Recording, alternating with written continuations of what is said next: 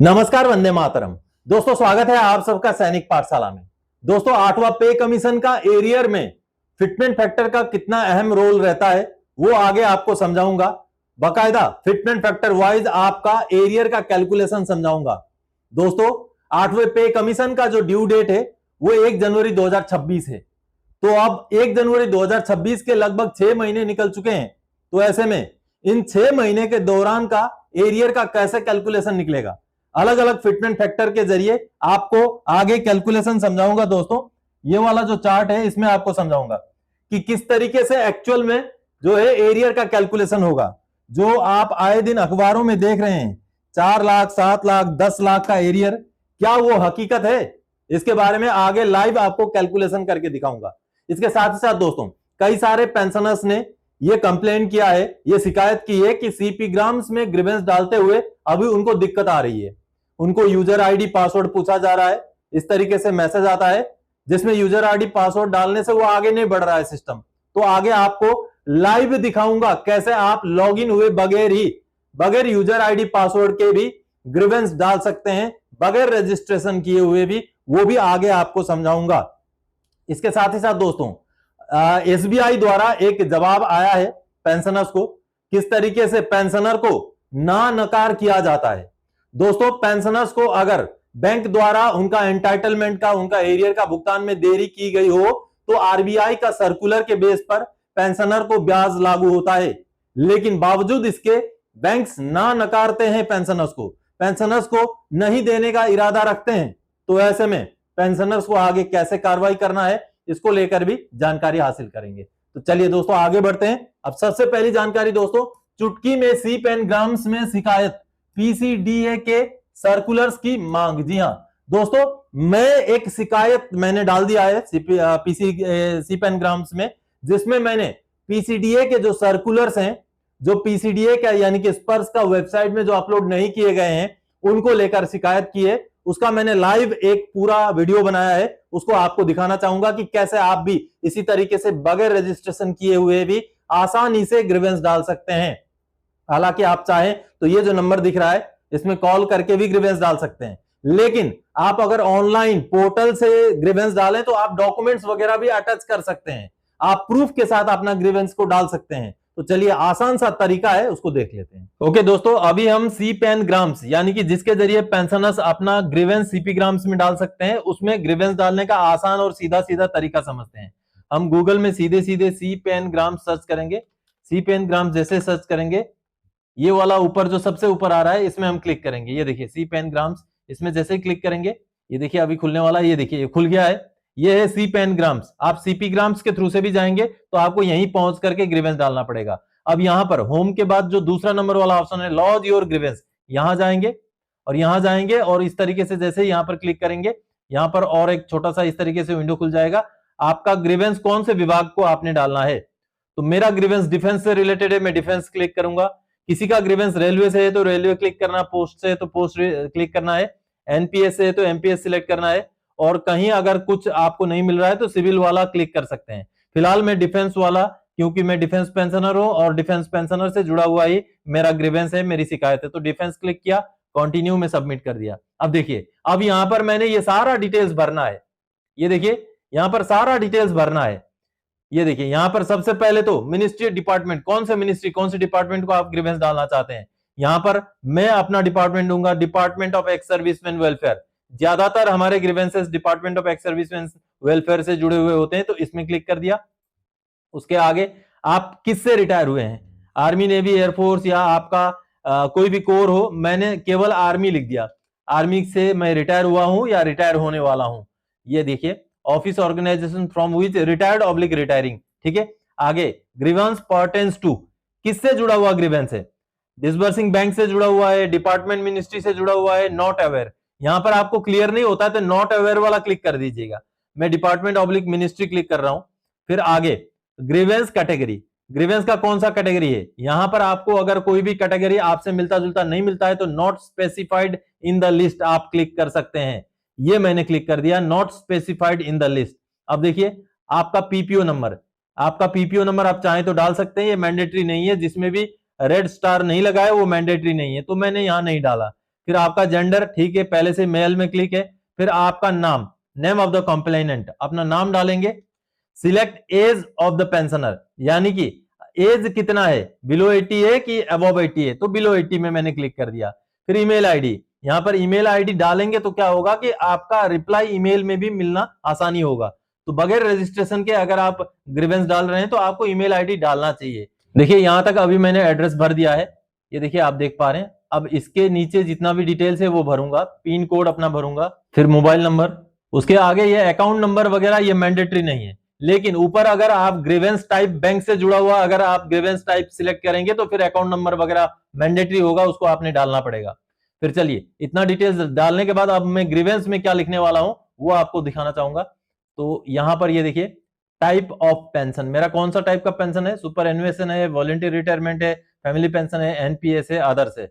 मेरा disability pension है तो मैं सुपर एनुएशन ले सकता हूं, अदर्स भी ले सकता हूं।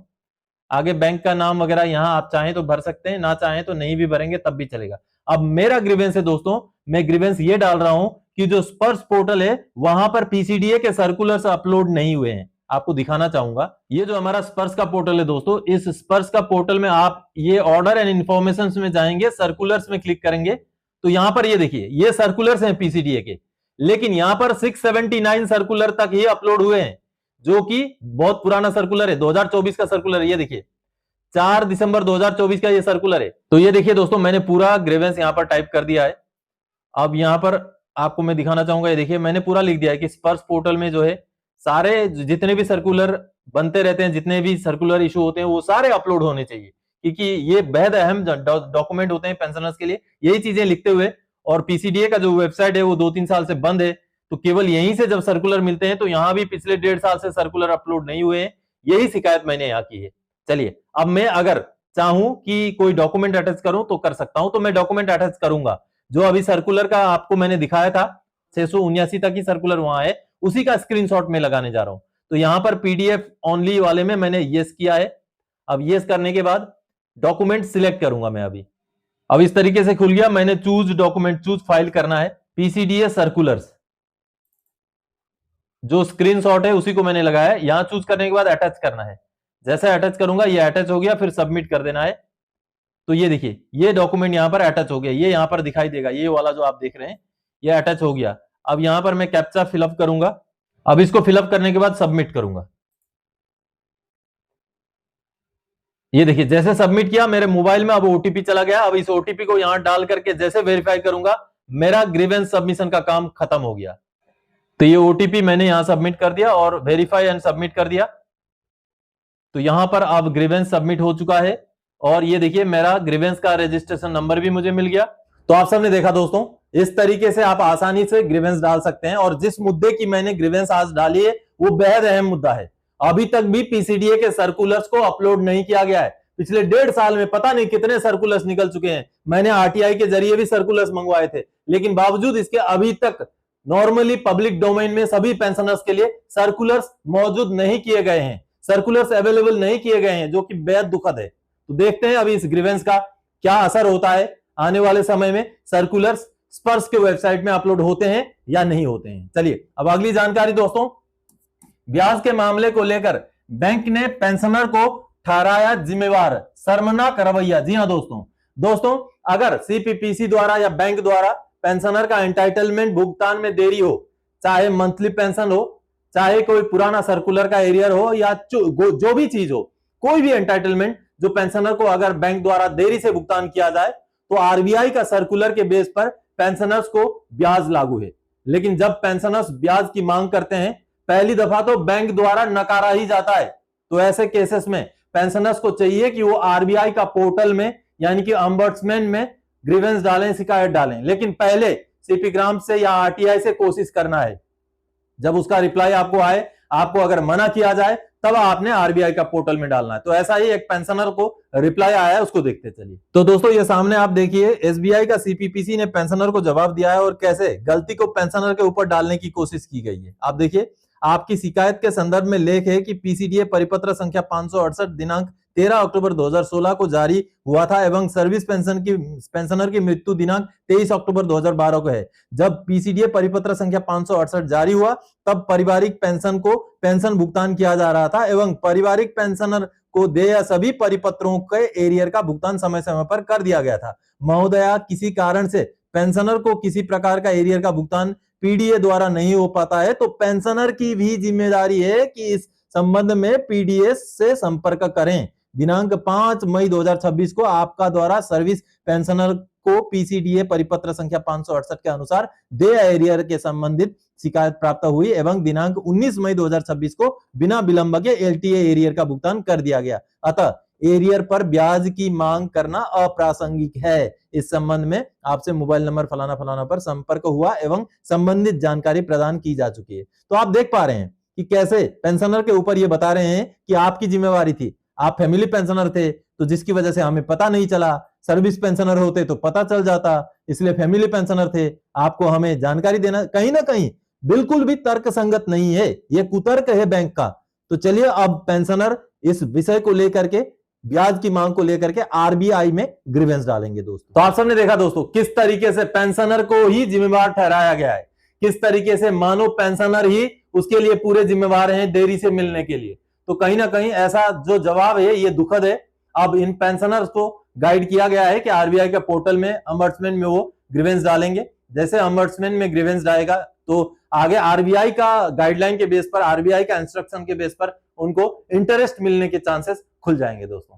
तो चलिए अब आगे बढ़ते हैं। 8वें पे कमीशन की हम एरियर का एक आंकड़ा निकालते हैं दोस्तों। 8वां पे कमीशन में जो एरियर बनेगा वो 6 महीने के अलग अलग पार्ट में बनेगा, क्योंकि जैसे ही पे कमीशन लागू होगा शुरू वाले 6 महीने यानी कि जनवरी 2026 से जून 2026 में डीए का परसेंटेज 0 रहेगा। फिर जुलाई 2026 से दिसंबर 2026 में कुछ एक परसेंटेज रहेगा, 2 होगा, 4 होगा, 6 होगा, वो समय बताएगा। फिर उसी हिसाब से आगे 6 महीने में जब डीए का परसेंटेज में डिफरेंस होगा तो उसी हिसाब से एरियर बनेगा। एरियर में पुराना जो आपको आज के डेट में जो 60% डीए मिल रहा है वो डीए माइनस होगा, जो नया डीए मिलेगा वो प्लस होगा, इस तरीके से एरियर बनेगा।